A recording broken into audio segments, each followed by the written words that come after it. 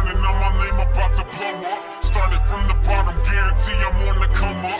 Got this mic burning, now my name about to blow up. Started from the bottom, guarantee I'm on the come up. I apply pressure, pursuing for that #1 spot. The lyrics I jot, equivalent to medical shots. Punching claws to the top, striving to give it all that I got. Come and flex if you won't, swerve into my lane, you getting dropped. I'm scheming the plot, facing the trouble, stirring the pot. All these artists are shook, they scatter when I pull through the lot. Cause they spiritually not inclined to be lyrically hot. They slipping up, die, got all they feelings tied in a knot.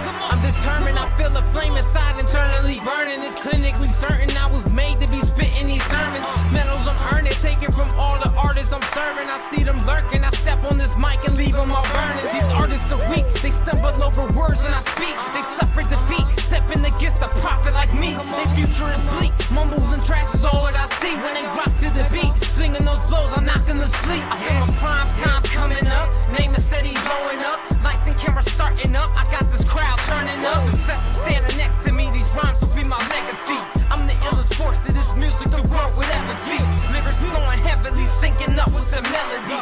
On the mission to win is now considered my destiny. Got up to the highest peak, made it to the final floor. I'm raw to the core, I step to the door, cause winning's what I'm made for. Got this mic burning, now my name about to blow up. Started from the bottom, guarantee I'm on the come up. Got this mic burning, now my name about to blow up. Started from the bottom, guarantee I'm on the come up. Got this mic burning, now my name about to blow up. Started from the bottom, guarantee I'm on the come up. Got this mic burning, now my name about to blow up. Started from the bottom, guarantee I'm on the come up. Welcome to another episode of On the Come Up, and I'm your host, Julia Page. We're here today with April Marcell. Miss Marcell, it's nice to have you here today. It's good being here. Can you tell the audience, our viewers, a little bit about yourself? Yes. Hello, everyone out there. My name is April Marcell. And those of you who know me know that I do a little bit of everything. My main message today is don't be afraid to follow your dreams. I mean, no matter how big, how small, they are yours. And it doesn't matter how old you are, time waits for no one, do it now. Go for it, believe in yourself and keep pushing. If I hadn't have believed in myself, I would have never done some of the things that I have done, like produced my first feature film here in the 757. I wouldn't have never produced my own music CD, my musical stage plays. It was because I believed in myself, and you can do the same thing too. Don't ever let anyone stop you from going to where your destiny leads you. So, by saying that, I know it's so many people that needed to hear that because they hear all the time that they can't do it. Right. You know, that their dreams are stupid or, you know, that that's impossible, you know. So to hear that, that's so refreshing to share that. How did you get through it? How did you finally come to a point where you were like, you know what? I'm not listening to Johnny, I'm not listening to Maria. I know I can do this. When did you get to that point? Well, I think everybody has to come to a point in their lives where they say, I need to do something different. This is not working for me anymore. And sometimes you don't always know what your call is, but everybody has a calling on their life. And you have to know what that call is so you won't be working on things that is not even what you're supposed to be working on. So I came to a point in my life where I said, I need to do something different.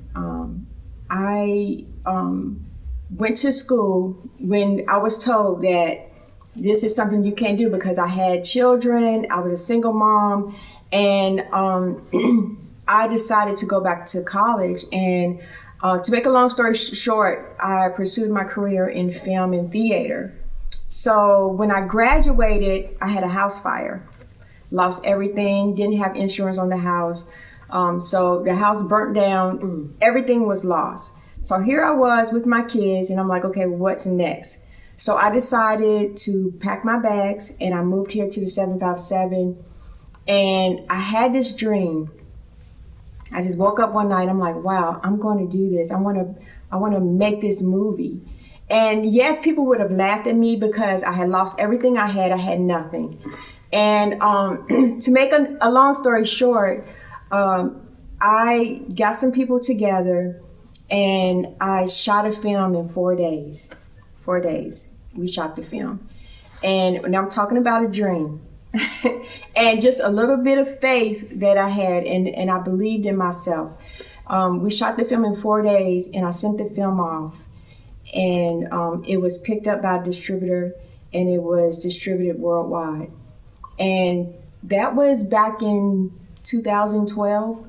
And to this day, this is 2020, the film is still being talked about. People are still buying the film. You know, usually films don't have that, their lifespan is not that long. But sometimes I'll still see it in Walmart.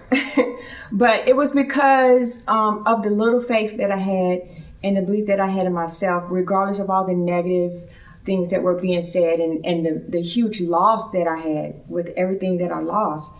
I believed, and it was manifested. Okay, tell the people what's the name of the movie. Okay, so the name of the movie that I did that time was No Weapon Shall Prosper. And since then, I just finished my third feature called Mama's Hands, and that's what I want to talk about today. Okay. We're going to be premiering that May 9th.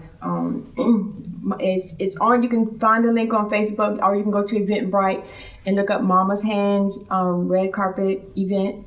I'm very excited about it. It deals with child abuse. Okay. And even with No Weapon, I try to write films that deal with issues because I want my work to bring hope and encouragement and just bring about a change. So we're spreading awareness about domestic violence, child abuse, and so many other things that we're working on. But that my third film will be premiered on May 9th. So I'm excited about that. It's funny how God works because He gives you a vision, or He sends you something, sends somebody to you during your darkest moments where man would see that as being impossible. But you having faith as little as a mustard seed. It just takes a little bit. It does wonders. It does. And you know, you're not always going to have everything that you need. You know, we see people do these things and they have these large budgets, these big budgets. And sometimes people that have these dreams, we're working off of nothing. We don't have anything. But, you know, if it's something that God has given you to do, He's already equipped you with everything that you need to do to be able to do it. All you have to do is to believe in it. Right. So that's it. That's all it takes is just faith. If you have faith, God will provide you with everything else. I'm a witness. I'm telling you, He will. And He'll put people in your life that have what you need to be able to get the job done. I believe that. So yeah. I believe that. How did you know though? How did you know that now was the time? Like, how did you know that was really God talking to you and not a distraction? Right. And you will know. Like I said, I ended up in this college, and that was a miracle all by itself. My brother was dying of cancer, and I had taken this film class. And the only reason why I took it was because I didn't have enough credits for that semester. Okay. So I'm like, and nothing else was available. And I saw that. I said, well, I'll just take that. Okay. So the first assignment was to do, a first short film. That was the first project, was to do a little short film. So I said, well, I can just follow my brother, because everybody else was like maybe shooting squirrels and, just little things, something simple. But I felt led to go to my brother who was dying of cancer. And I said, well, how do you feel about me following you through this ordeal with the camera? And he loved the idea. He wanted to do it because he wanted to let the world know that God was real. So I followed him through the ordeal, and I got a lot of footage and everything, but before I could finish, he died. So I got the film edited, and when it was time for it to be screened with the class, we went into this theater, and everybody showed their films, and then she showed mine, and it came up on the big screen, and it was like the divine moment, I guess you would say, like that. It was like I knew when I seen it for the first time, and then the response from the students in the class, the response that I got from it, it was like I knew right then and there, without a doubt. I didn't even doubt that was what I was supposed to be doing. And ever since I've been doing it. It's funny that you say that. I did a movie called Midtown, and we went to Hampton, the Science and Space Museum, to watch it. And when I saw my name, just my name, I was like, yeah. And it felt right. It feels right. And it's like, it doesn't matter if someone comes up to you and like, this is not what you're supposed to do. Like, girl. It's like, it'll be foolish to you because it's like it's your second nature now. Like, this is what I'm supposed to be doing. You didn't know that? Well, let me show you. So that's how it is. I mean, it's something that's hard to explain. Right. It's what I would say has to be experienced. Right. Yeah. Because some things you just can't explain. I'm like, look, I don't even know. I just know this is what I'm supposed to do. What you're supposed to be doing. And it feels so right. And I know that God doesn't just give me or give you ideas for nothing. Right. Like, it's a reason that he's saying, write this like this. Right. Say this. And let me tell you, yes, that is a divine moment and everything, but the road is not going to be simple and smooth. You're going to come across some bumps, and you're going to make mistakes, and you're going to be discouraged, and all those things that come in, and you're going to have failures. I would be lying to you if I told you it was going to just be, peaches and cream, because it's not. You're going to have to make up in your mind, once you have that divine moment, and you come across the trials and the tribulations, you got to say, okay, I got to go back and remember that divine moment and know that I said, this is what I'm supposed to be doing. And when you bring that into remembrance, you can keep on pushing. You have to continue to push, because there is something greater that's ahead. And yes, you're going to have pitfalls along the way, but once you overcome that, and some things you can just be, you can make mistakes where you're like, oh my God, this is not what I'm supposed to be doing. You forget. But if that's what you said from the beginning, and you established it, you declared it on that day, you will be all right. The pitfalls will eventually go away, and you'll be able to see more clearly. But you got to keep pushing. Can't give up. Right. You can't give up, because if you do, then your dream, your destiny will never be manifested. Right. So because you gave up 5 minutes before your miracle. Right. And what is the purpose? What is the purpose of what it is you're doing, or what it is you said that this is what I'm called to do? Right. Without purpose, it is null and void. You have to have purpose in anything that you're doing, especially when you're saying and declaring that I've been called to do this. Right. So what purpose are you saying that, what is the reason for you doing this? Right. Like for me, I'll just say for me, for the audience who's not understanding, like for myself, financial. God said I'm gonna bless you financially. You are covered. Right. He's going to bless me so I can financially bless others. Right. But it's a matter of blessing properly, not just handing over. Right. But allowing them to have, to grow. Yes. And not waste. So it is a process, because I'm not just supposed to just hand out. Right. I understand. So yeah, it's weird, because like you said, it's something that you just can't explain. Can't explain it. You have to experience it. Yeah. And a lot of people haven't, or if they have, they haven't accepted Right. You know, because they still want to live in the world. Right. And sometimes it's just not the right time. Right. That too. Because I didn't start doing film until later on in my life. Mm-hmm. I've always been into music. Okay. Like I said, I didn't have a choice because I come from a family of music. My dad was a quartet singer. Grew up in the church. Had to go to church. Yes. So I was there all the time for choir rehearsal, you name it. You know, prayer, Wednesday prayer, Bible study, revival. Yes. Whatever they were having, you know, we were there, and so I was a part of the ministry, you know, just being there, singing. Even as I got older and started having my children, we were part of the praise team. So, and, you know, working under my pastor, Apostle Jay White, you know, he believed in doing things in excellence. So we had to rehearse for hours and hours. My children really didn't have a child's life because they were working in the church. Right. And, but, you know, I'm glad that we came up that way because those same principles that I grew up under and what I worked under, I apply those to what I'm doing now. Right. And because of that, I have no choice but to be blessed because I make sure that God is the author and the finisher of everything that I do.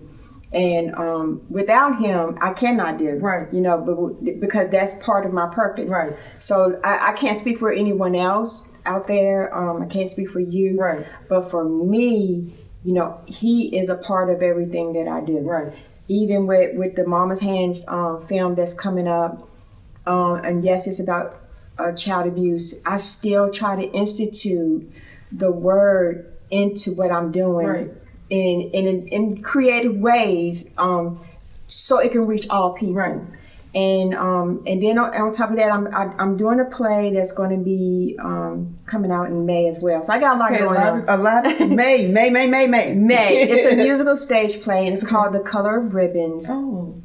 I was in a domestic violence situation. Okay. And one day, my husband knocked me cold out, and I'll never forget. It was like yesterday, and I lay there. When I came to, and I was trying to get up, I couldn't move. I couldn't feel anything, and I remember telling myself, "God, please don't let this be my end." Mm-hmm. But when he knocked me out, it took me back to a time when I was a little girl. It was like I was cold out, but it was like I was dreaming that me and my mom, we went with the church to a convention in New York City. Mm-hmm. And I remember asking her, "Can you please take me to the store and buy me some ribbons?" You know, I wanted to go to the store and get these barrettes and ribbons. Mm-hmm.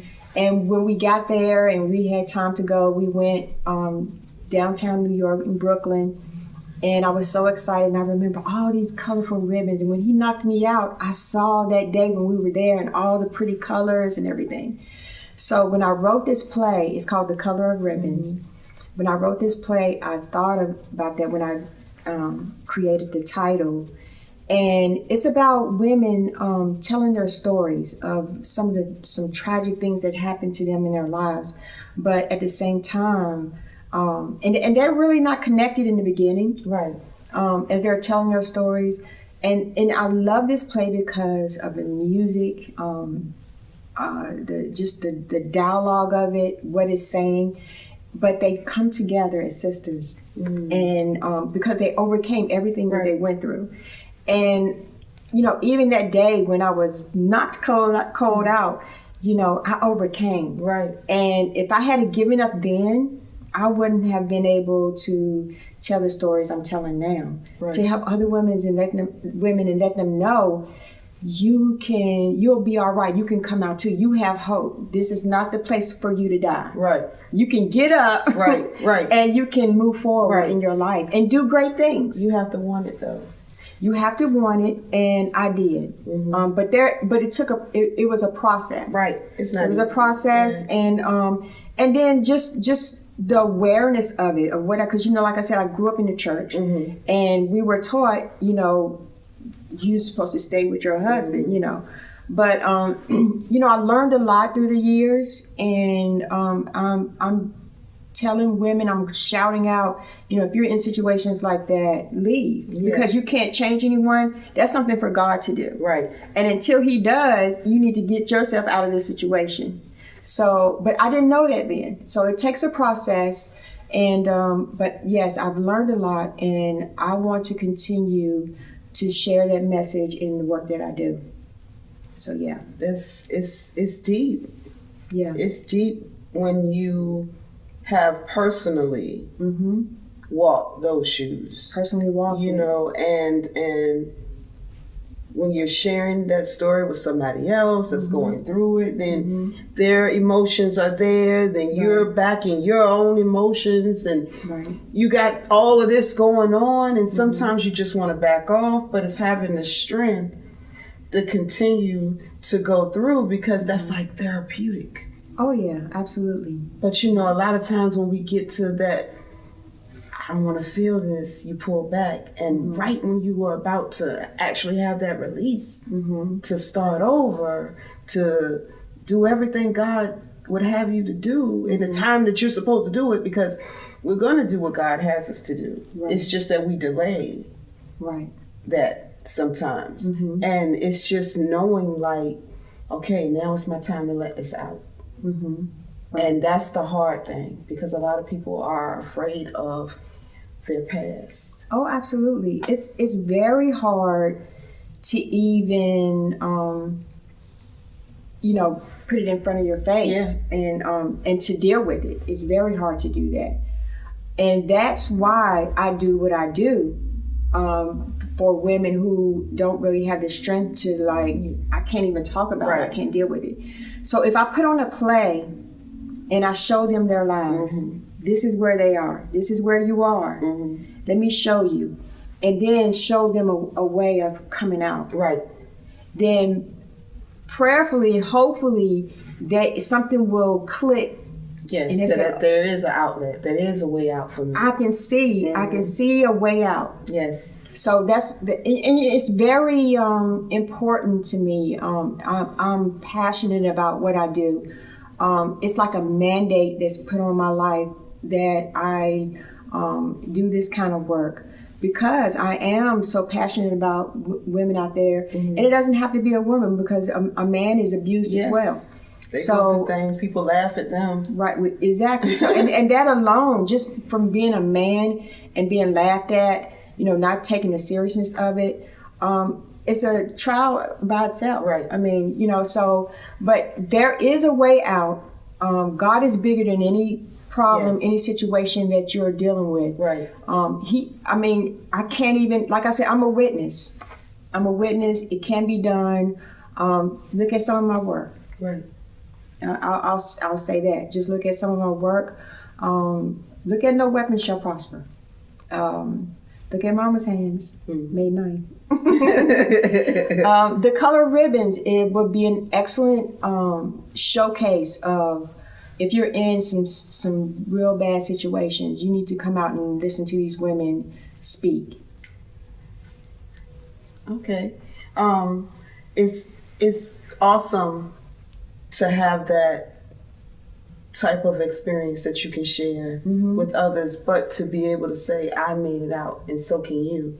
Because a lot of people have gone through some things and they can't talk about it. They don't want to share it. They just want to go on with life. Right. And you're blocking your blessings, and you're blocking others because you're not letting that hurt go. And you got to let it go. You got to come to a point where you actually say, I'm going to let it go. All right, so, you know, in the process of going through your journey, did you ever come to a point where you felt like you weren't going to make it? Absolutely. There's been multiple times when I felt like I can't make it out of this one. There's just no way I can get through this, because it was just that bad. But I think my faith, because like I said, I was brought up in the church, and my mom, she's an evangelist. Okay. And she's a very strong woman. She was She was an example of how you should live and have faith. And I think just from having a strong mother like that and seeing the things that she had went through, I was able to bounce back because of the faith in God. I just didn't let that go. Okay. And I went through some tough things. I went through some very tough things. I lost my husband to a violent murder. He was stabbed to death. And just, being a single parent, trying to raise kids was very hard in that kind of situation. So, but the faith that I had that, and God was my everything. He was everything to me. And I think just having that mindset just kept me going. Okay. And I don't know if that makes sense or not, because everybody doesn't have that relationship with God. And see, I had a relationship with Him. I knew Him. I knew what He could do. I've seen His. I've seen what He has done. Right. So, just having that relationship just changed a lot of things for me. I had hope. Yeah, because it's an overwhelming feeling of peace. Yes, it is. And it's like you can't block it. It's like nothing you can do. It's like as much as you think about those bills that's coming in, or that eviction notice that you have. That's right. That the job that you just lost, right? It's like you don't feel hurt. You don't feel like crying. You don't feel like nothing. You just go through the day, right? Because when you have God in your life, most of the things that you go through with you don't even really realize it, right? So and there's people that I came across that didn't really have a faith in God or even believe in Him like that, and all I can say to people like that is, what do you have to lose by just trying Him? Right. You tried everything else. That's it. Just try Him. Like I said, sometimes you can't explain it. It has to be experienced. Right. So, do you want that experience is up to you. So, right. That's the thing. So, one of my last questions for you, April, is, with everything that you've gone through, do you feel that you're strong enough to do what God has you to do? One time, I'm making it as quick as I can, when I first came to this area to direct a play, and I walked into the room, and I saw all these celebrities or whatever, and I made a U-turn and walked right back out, and I called my brother, and I was like, oh my God, there's this person in there, and there's that person in there. And something he said to me still rings truth to me today. And he said, you go right back in that room because God has equipped you for this day. Everything that you went through with, He was preparing you for this day. So I went right back on in there. It was a little scary, but I went right back in there because He said it with purpose. And I walked in there and I said, just like when we first started, I said, hi, my name is April Marcell, and I am the director of this play. And from then on, I've been doing this and doing it professionally. So, yes, I feel that I am equipped. Good. Good. That's what matters, because now you can continue your purpose. Yes, got to. Oh gosh, it was awesome to have you here, being here today. I thoroughly enjoyed you, your interview. Yes, hey guys, look up April Marcell. She's all on social media. Check her out. Look for Mama's Hands on May 9th. Look, what else did you say you had coming out on The Color of Ribbons, May 23rd. Okay, May 23rd. Like, she has a lot going on. Yeah. Check her out. Support. This has been another episode of On the Come Up. I am your host, Julia Page. Check us out. Follow us. Like us on ESP TV Network. Thank you.